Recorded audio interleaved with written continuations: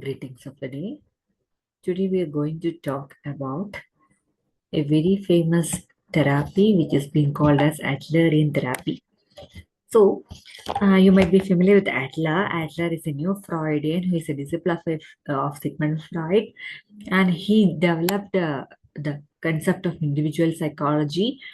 And in the first slide, I'm talking about the history or his autobiography, the biography of Alfred Adler, how he got into the field of psychology and how he developed the concept of like inferiority or overcoming inferiority, striving for superiority.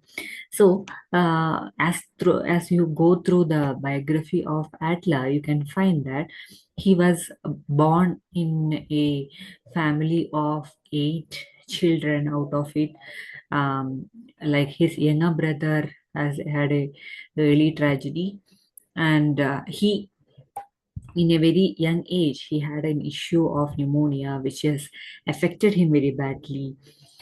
Overhearing the doctor has told that he might lose has created a lot of tension in his life, and his mother pampered him a lot. And when he got another younger sibling, he felt the feeling of dethronement, which he even used in his theory of inferiority or a birth order. So we can find his massive bestseller, The Understanding Human Nature from 1927 in this slide. So next, we are going to talk about the individual psychology, emphasizing the unity of personality and importance of social context. So, while we are comparing the individual psychology with the psychoanalytic Freudian concept, the major importance or significance is how it is framing the importance of social context in the personality development. He viewed that people are goal directed and creative, and we all strive for superiority to overcome our innate feelings of inferiority. So his concept of inferiority complex and compensation has received a lot of attention.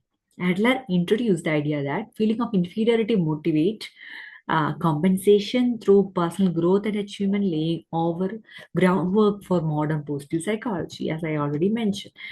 Adler's individual psychology focused on four interconnected concepts. First one is family life, which has been called as family constellation, creative self, style of life, and fictional finalism, which are considered as theories or concepts which talk about how early experiences can shape our personalities, which are goal directed in nature. So family constellation basically talk about how family dynamics profoundly influence the personality formation of from infancy. The birth order, his most famous concept is birth order, how firstborns are different from secondborns or single-born children, and how parenting styles and sibling rivalries has created inferiority, and how we were striving for superiority through compensatory actions. So even therapists use early recollections to map the influence on the social interest or discouragement from family dynamics. Its creative self concept is more about how human beings are creative agents, how we actively interpret the experiences we have, and this creative power allows it to develop a subjective meaning out of it, and how organ inferiority is a motivation for growth rather than helplessness. For instance, a child facing illness might creatively form a style of perseverance. That's his ideology. So, style of life is another concept of Atla, which talk that children by the age of 4 and 5 will develop a style of life, which is a unified habitual response pattern of life's three tasks: occupation, society, and love. He identified four mistaken styles from inferiority avoidance, where ruling, getting, avoiding, and healthy, socially useful type. So assessments reveal that via birth orders, priorities, and attitude towards others, we will be able to understand the people and how they behave. So fictional finalism refers to the unconscious subjective guiding images or ideals that individuals create early in life to give direction and purpose to their behavior. These fictions are not literal truths but powerful theological goals. And though unrealistic, they function as if real, shaping decisions across life tasks without a conscious awareness. So, formed by the age of 4 to 5, we have a style of life. Fictional finalism provides unity and motivation, as we already mentioned in the previous slides. And Adlerian psychotherapy is rooted in Alfred Adler's individual psychology that we already discussed about the overcoming inferiority feelings, social interest, and goal-directed growth. So, core stages of the therapy include engagement via encouragement, assessment explores early memories, family dynamics, and lifestyle, insight reveals mistaken beliefs and purpose behind behavior, reorientation applies new perspectives through tasks, and community involvement.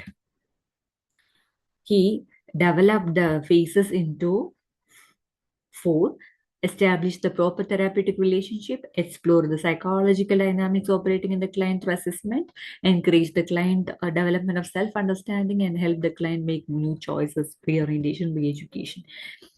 So, these are some of the aspects or some of the theoretical structure or process of Adlerian therapy. Adler's profession, Adler believed that the therapy starts with the establishment of relationship, and therapeutic efficiency is highly connected to the development and continuation of the therapeutic relationship in the initial phase. He believes that the effective conduct is for counselors to help clients about awareness, to create awareness of their assets and strengths rather dealing with their deficits and liabilities. So we are more focused on the strengths of an individual. During the initial phase, a positive relationship is created, and this can contribute towards further development of the therapeutic relationship. The main techniques are attending and listening with empathy. Subjective experience of client is closely identifying, clarifying goals, suggesting initial hunches, actions, and interactions. Adlering counselors are basically active in nature. They have initiate the sessions and later structure and define the personal goals, conduct psychological assessment as well. We used to try to identify the verbal and non-verbal messages of client.